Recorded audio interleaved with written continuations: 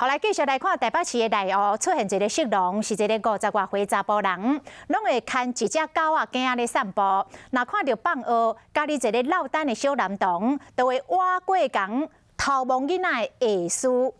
这毋若一个家长来投诉尔尔。学校讲，这嘛已经毋是这个查甫人第一届犯案了，因为当地4颗链长1公里内都有4间的国小，都惊阁有其他的囡仔来受害，所以这届这个受害囡仔的家长去报案了。警方嘛，甲人约来问笔录，用强制威胁罪加移送法办。敢是去翕到有一个查甫人牵一只狗，过无偌久，有一个查甫囡仔行过来，伫镜头无翕到所在，这查甫人做出无礼貌的动作，这个囡仔惊一个赶紧走。事发就在上周3的中午，当时这名小2男童放学返家的时候，突然遇上了一名陌生男子，他竟然伸手触摸男童。